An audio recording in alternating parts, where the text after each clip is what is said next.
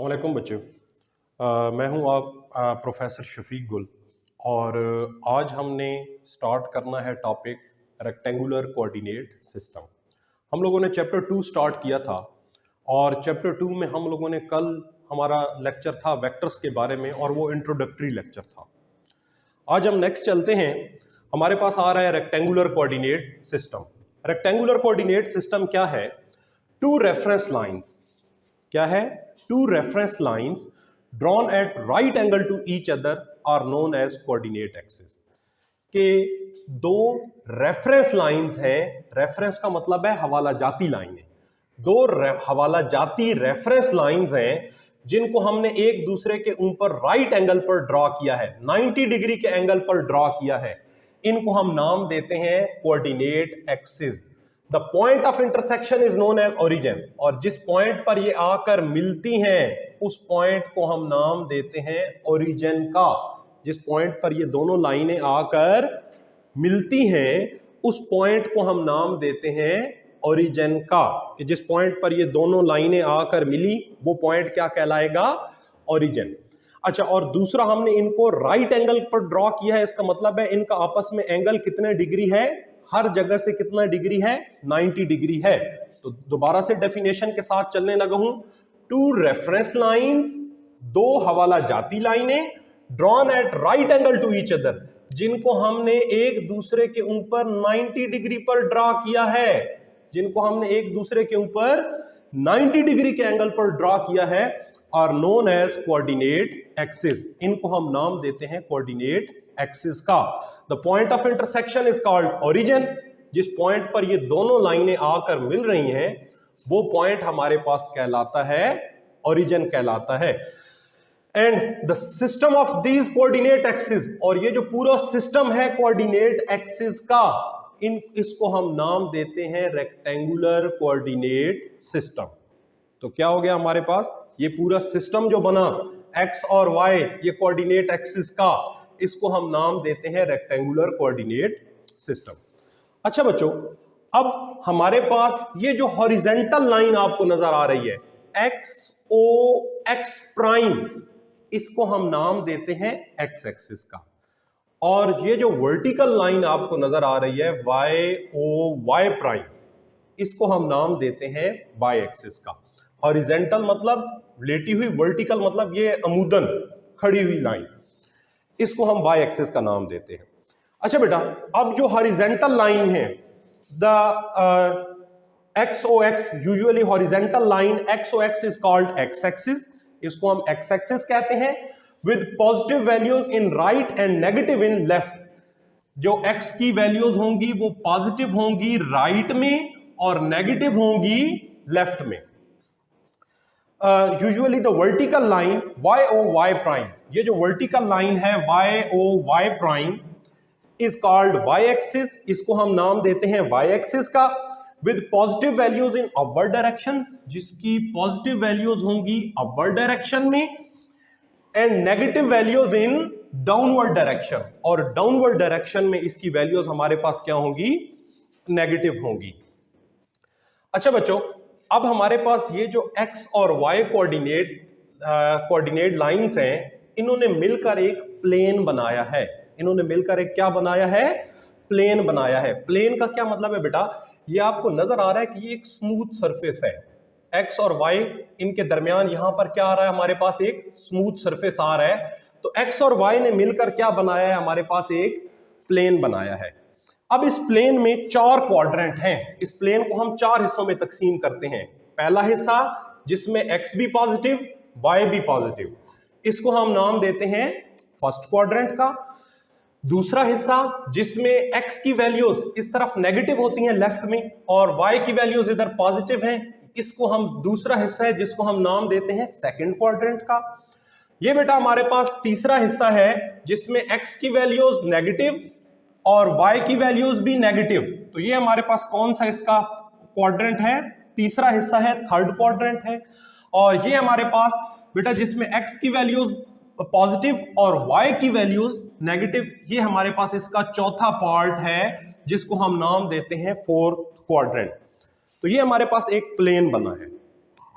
अच्छा बच्चों, अब हमारे पास अगर कोई पॉइंट आ रहा हो प्लेन में, अगर कोई पॉइंट या उस पॉइंट का वेक्टर प्लेन में आ रहा हो, इसका क्या मतलब है बेटा कि लेट्स से ये हमारे पास x और y है, तो इन x और y दोनों ने मिलकर एक क्या बना रखा है, हमारे पास एक प्लेन बना रखा है। अब कोई पॉइंट इस प्लेन के अंदर आ रहा है जिसको मैं नाम दे रहा हूं P। अब बेटा ये पॉइंट अगर यहां पर आ रहा है, मैंने इनको रेफरेंस लाइंस कहा था। रेफरेंस लाइंस क्यों कहा था?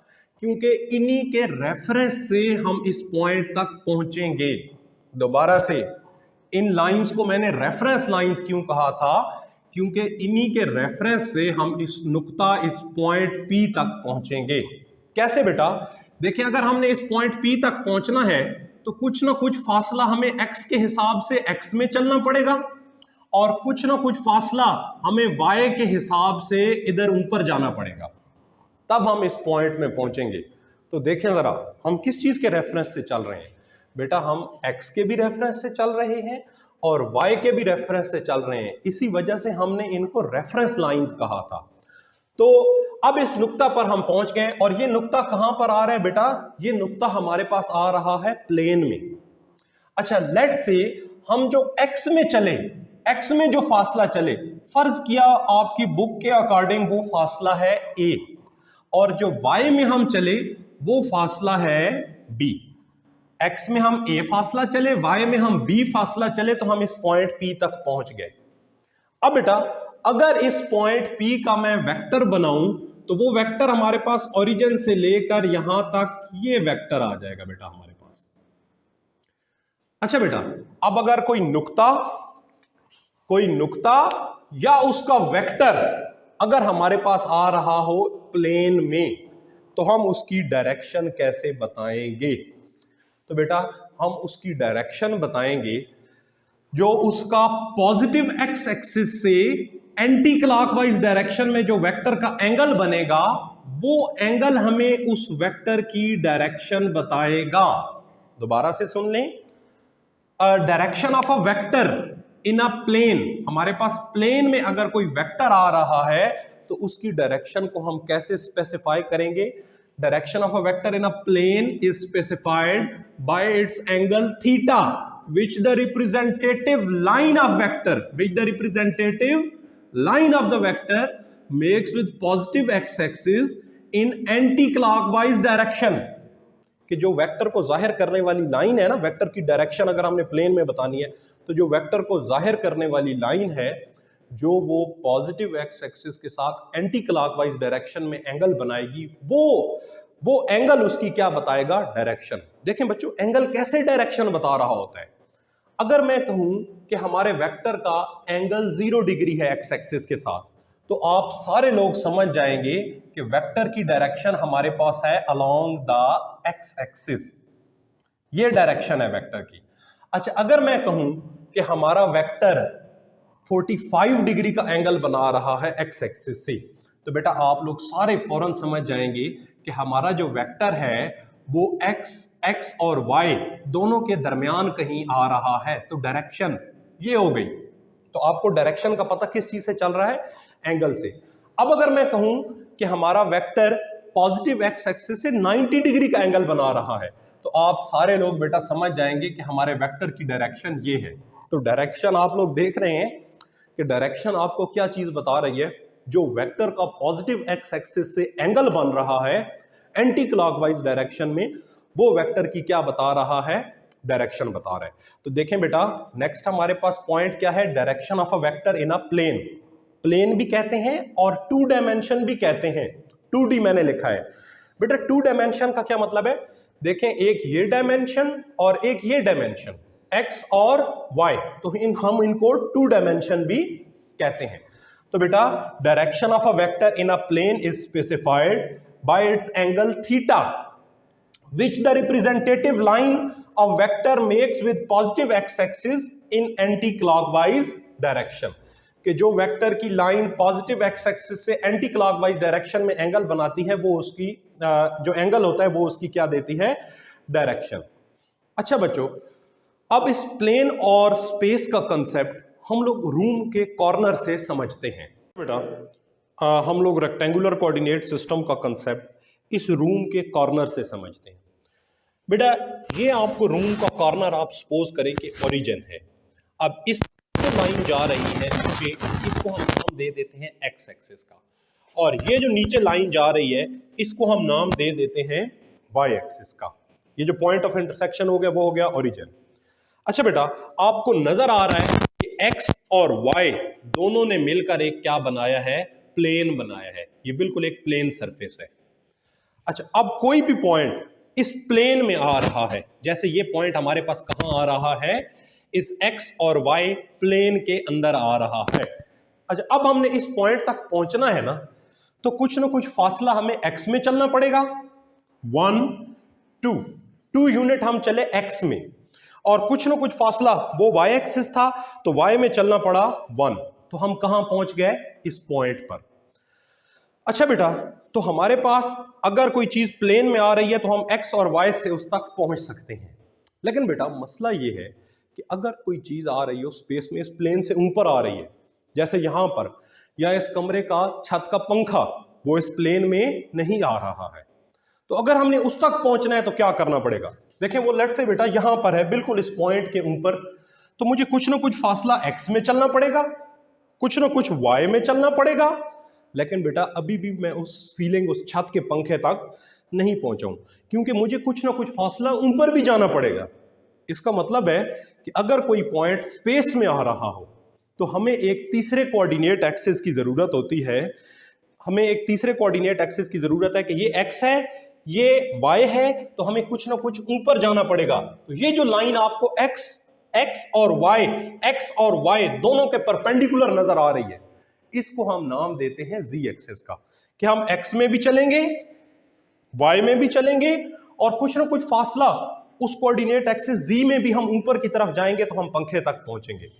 बेसिकली बच्चों ये कंसेप्ट कुछ इस तरह से है कि ये हमारे पास बेटा, मैंने कहा कि ये एक्स एक्सिस है, ये वाई एक्सिस है, इन दोनों ने मिलकर ना आपको नजर आ रहा है कि एक प्लेन बना रखा है। ये प्लेन है, कोई पॉइंट यहां मौजूद है तो एक्स और वाई काफी हैं हमारे पास यहां पहुंचने के लिए।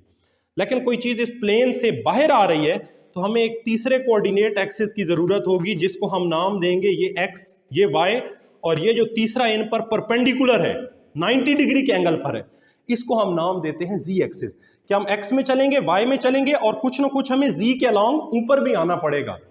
अब बेटा हम चलते हैं दोबारा वापस व्हाइट बोर्ड की तरफ, और देखते हैं कि अगर हमारे पास कोई वेक्टर स्पेस में आ रहा तो उसकी डायरेक्शन को हम कैसे स्पेसिफाई करेंगे। बच्चों, जिस तरह हमने रूम के कॉर्नर से समझा कि कोई भी पॉइंट हमारे पास स्पेस में आ रहा हो तो हमें 3 कोऑर्डिनेट एक्सिस की जरूरत होती है, एक्स, वाई, और उनके परपेंडिकुलर एक जी कोऑर्डिनेट एक्सिस, दोनों के परपेंडिकुलर।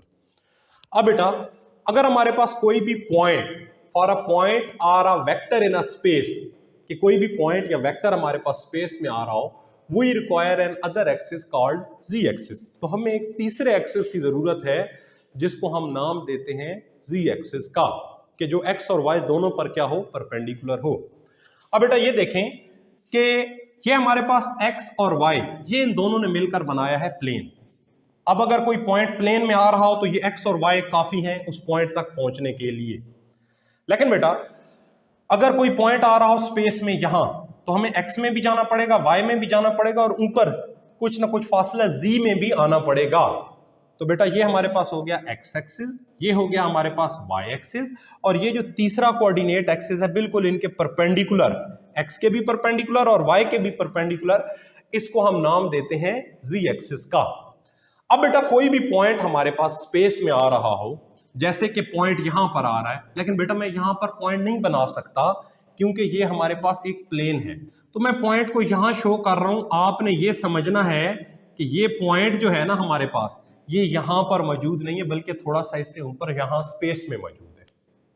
अब बेटा अगर हमें इस पॉइंट तक पहुंचना है तो कुछ ना कुछ फासला हमें एक्स में चलना पड़ेगा, जिसको हम इसका, लेट से हमें कुछ ना कुछ फासला जो एक्स में चले वो हो गया ए, तो वो इसका आ गया एक्स कोऑर्डिनेट।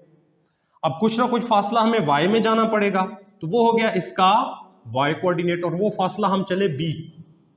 ठीक है बेटा, तो यहां भी हम कुछ ना कुछ फासला एक्स में चले थे, कुछ ना कुछ वाई में चले थे, तो वो इसके कोऑर्डिनेट हो गए थे एक्स और वाई।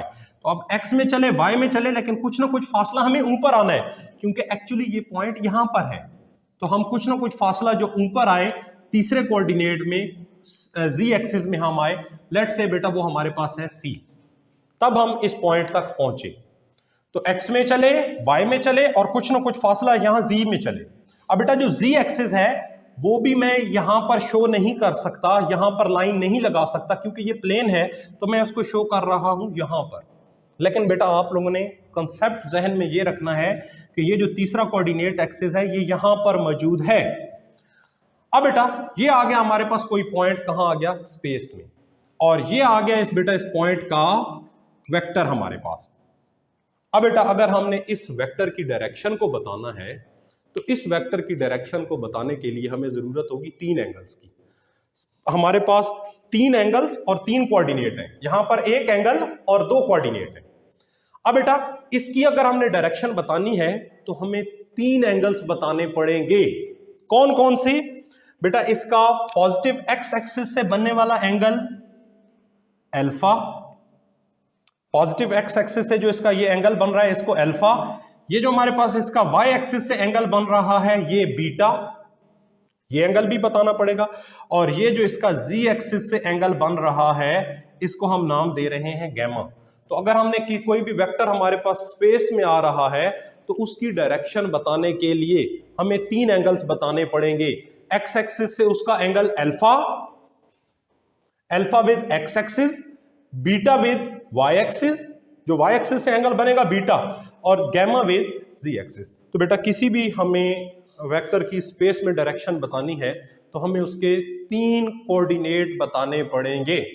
अच्छा बच्चों, आई होप सो आपने सारे कॉन्सेप्ट को बहुत अच्छे से लर्न कर लिया होगा, और अगर ये आपको कॉन्सेप्ट समझ आ रहा है तो अपने दोस्तों से शेयर करें, चैनल को लाइक करें और सब्सक्राइब करें।